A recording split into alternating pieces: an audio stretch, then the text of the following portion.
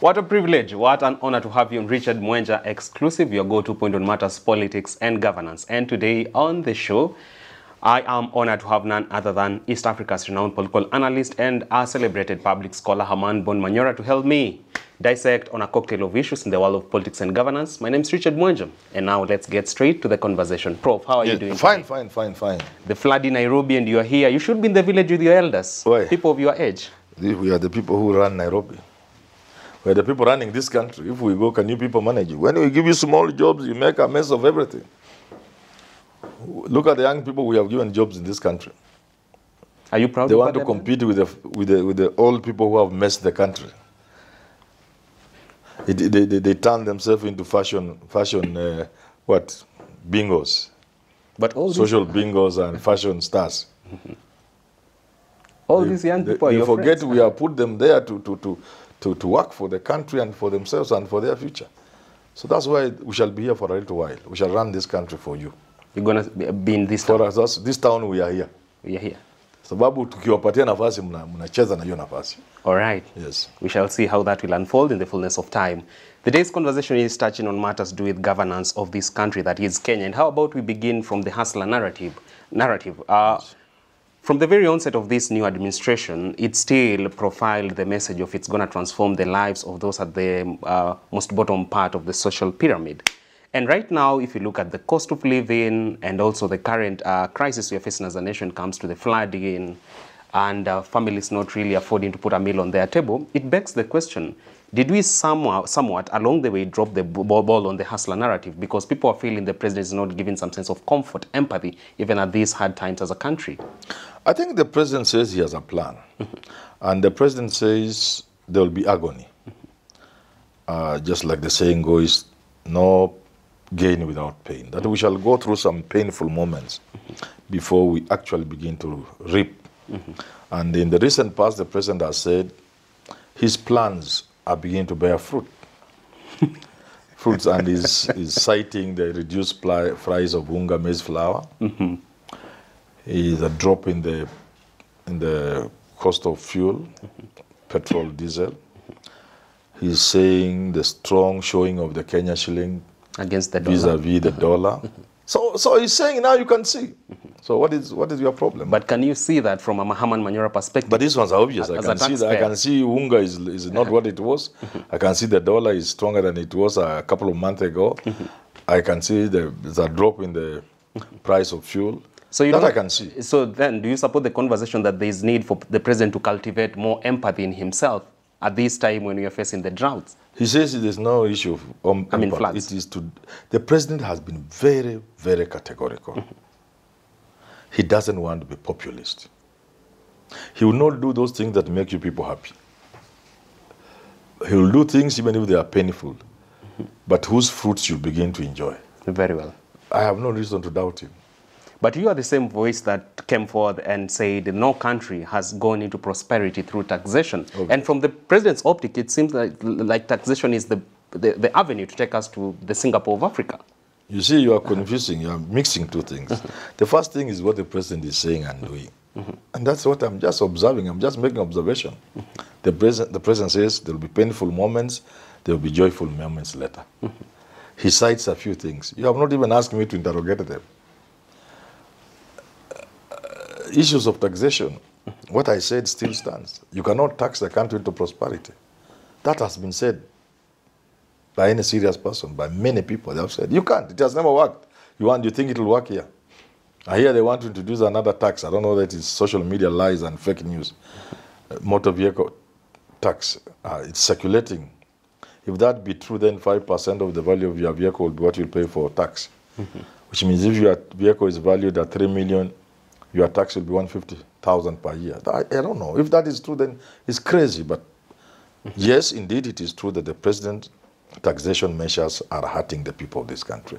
But he's saying he's doing so, but you'll enjoy later. So he does not mix things. Very well. I'm only reporting what he's saying. But again, from an observation point of view, it is true. Taxation cannot grow a country. You need to be more creative, more innovative than that. Because at some point, taxation becomes counterproductive. And I think that's where we are now. Because if you tax people to the point now that investors begin to leave the country, then it's counterproductive. If you tax people, then it doesn't make any point to run a business. That's counterproductive. If people are realizing that instead of producing something like Omo in Kenya, for example, I'm just saying for example, Omo is a known thing. I don't know its rivals, Sunlight, what those are there. Somebody realizes, if I'm producing Omo here, the cost of electricity has gone high because of the charges of government and taxation. Electricity is too expensive. Because government has introduced tariffs, producing Omo here is difficult. Because the government wants me to pay, it is taxing Kenyans, and the employer must top up, you know, and all these other things that the government has introduced. And so somebody calculates quick and say, if I close this business of producing Omo here, and I begin to import Omo from Egypt, it's easier. And that's what many people are now doing. Many of the people who hither to produce goods in this country are importing the goods, putting pressure on the same dollar. That's why when you tell me you have economists in this country, I just laugh. They're just jokers, all of them. You can't discredit my profession. Let this be the last time, sir. There's nothing. But you see, if you put up measures and make the cost of production so high, and somebody chooses to bring the same products he was producing here from outside, and you don't have restrictions, then they bring them outside here. And because you are a corrupt country, even the little taxes the goods should be attracting are not charged or levied. So everybody is now importing things which you could very easily produce here. And I'm saying there's going to be pressure on the dollar. Because you don't import using your cheap shillings, you use dollars. So where is the economics there now? Where is the thinking? I'm not seeing the thinking. And please don't blame me. I'm simply saying I'm not seeing the thinking. Americans will tell you I ain't seeing no thinking at all. You ain't seen nothing yet. No, I ain't seen no thinking at all. All right. Yeah. Let's advance this conversation. And a section of Kenyans feels betrayed by the political class of the day, but it is the same section of Kenyans who voted them in. And it begs the question, what happens at the ballot box? Is it that money takes back front row seat and then logical thinking takes a back row seat? You've been here for quite a while. The voter is, voting is a complex issue. The voter is not a person you can describe in a straight linear way. Yeah. And it's not a Kenyan voter. It's a voter everywhere. That's why many people have argued. Democracy cannot produce a good leader. What then produces one? And so, again, there is evidence in the world. Very few transformations in the world have come through elected leaders. It will be difficult to find a leader who went through the normal democratic process, who brought change, real change, that outlived them. Transformational changes, revolutionary changes. If you want to look at revolutionary changes in the world, you'll get them from people who did not get to power through democracy. Beginning with Russia, a country that was fighting barefoot with the Russian winter. At the close of the First World War in 2018. 4 years later, it was a superpower. From Fidel Castro, who turned a slave colony into what it is today. A Cuba that has a first in many fields. In the field of medicine, you know, Cuba is next to none. Highest literacy levels for the longest time in the world. And you can go on and on. Including our very own Thomas Sankara. You know? Including many other revolutionary leaders. And I'm not advocating for that. I'm only saying it would appear democracy. You give people the power to elect a leader, and those people don't seem to have the capacity to filter a right leader. And you have seen demagogues rise to power through the vote. Okay? I don't want to mention countries, even in the recent past. But I can only cite something. I watched TV as one white lady said, she was not bothered that Hillary Clinton had lost the election. That didn't bother her. It didn't even much bother her that the Trump she didn't like had become president. No. What bothered this lady was the fact that the statistics were showing a staggering figure of white, educated female were able to vote for him. I have that clip. So, democracy will give you... So you don't blame the voter in Kenya. It's a phenomenon that's a global. When somebody is voting for somebody, they make very rational decisions. Even societies, trade unions. Trade unions, right? True.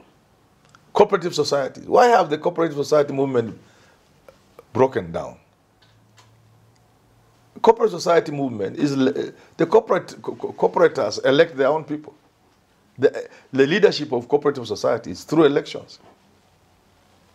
Then you would expect, because there's nobody from government spoiling things, it is their own leaders.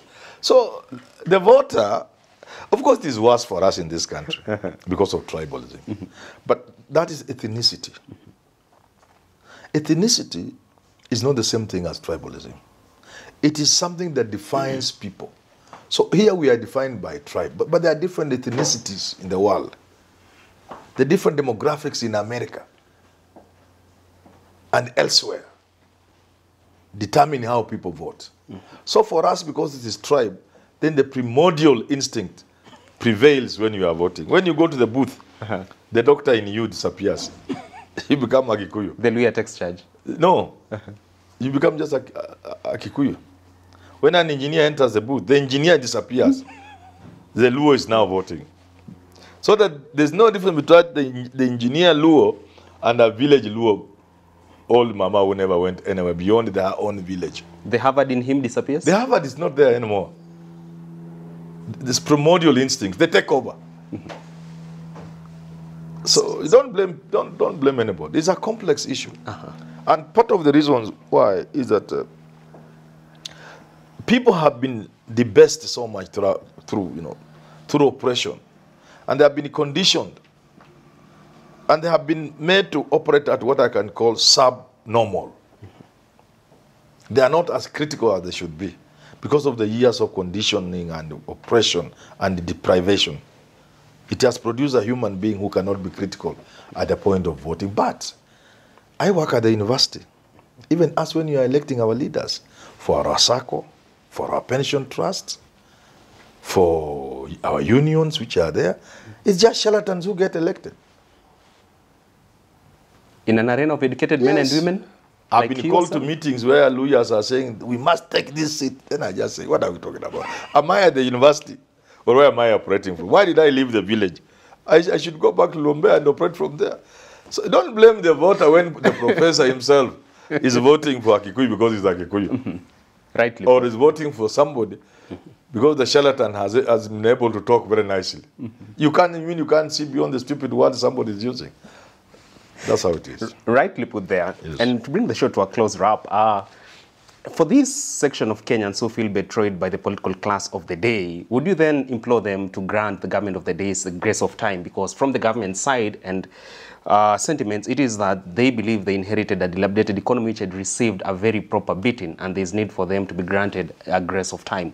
Would you support that conversation? You know, when you put a government in place like we have put the Kenya Kwanza government in place, you give them time to do their work. You have your vote. If you misused it in 2020, use it well in 2027. You made your own bed. Yeah. Lie on it. Yeah. But the same vote we have talked about, he will be there in 2027. The Harvard in that Kikuyu will not be there. He will still vote with his fellow Kikuyus, including villagers he's supposed to guide. To mentor. And to show the way. But he joins them.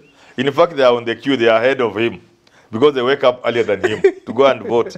And he votes the same way they have voted. Then you tell me we can change this country through the elections. You can't. So then the dream to be the Singapore of Africa with such men and women around is going to be a daydream? Changing a country the way Singapore is changed. It's not a small matter. The sort of thinking that you see, let us assume Ruto is a good president. And I think, no, I'm saying for the sake of argument. Because if I say here Ruto is a good president, people are going to attack me, those who don't like him. So I'm being safe. Let's assume Ruto is a good president. Let's further assume there are things he needs to do to push this country to the next level. Do you think he will do them? A good number of them he will not do them. Because if he did them, he may lose his election of 2027. Beginning with giving us the ministers instead of the people he has given us. If you touch some of these people in government, and you go back there to ask for votes, people tell you go home. Ulitutesa, ulitunyanganya waziri wetu. So, and therefore it's not as easy as you might think. You might even be capable of doing the right thing to move the country forward. But the politics puts you in check. The reality of politics. Somebody was saying recently on I think it's a show or something I saw. I think it was on a show, yeah, I think one of these. I think it was Kalua who was talking about allocation of dams. The dams are, if you look at where dams are placed, it's political allocation. Political allocation. If you were to allocate dams in this country and place them where they should be, perhaps 80% of these dams will not be where they are. But some of these things are political decisions. In your basic economics, you are taught about allocation of industries. There are ideal places where certain industry would be placed, considering all the factors, including transportation, raw material, market, you know, those form dynamics. That form to economics. Business. But is that how industries are located in especially third world countries? No, it is political considerations. So there you are with your democracy. Well, that point by Herman Manyora takes us to the wrap of this conversation today. We have been talking about governance issues in this country, and our time is up. I'm seeing the think tank himself, Mr. Philip Kisia, walking into the studio. And Prof, we have to celebrate this man. Thank you very much. Many people love what he's doing here with Jadiel Kisia Kabelo. is a good guy. He's a my top brother. mind. Thank you. He's my younger brother. You credit him with deeper thinking? Oh, wonderful man. If we had many people like Philip Kisia, this country will go far. Yes. And maybe Kipruto Arap Kiru as well. Thank you. Asante sana. Until next time on Richard Mwenje Exclusive, do enjoy the rest of your viewing.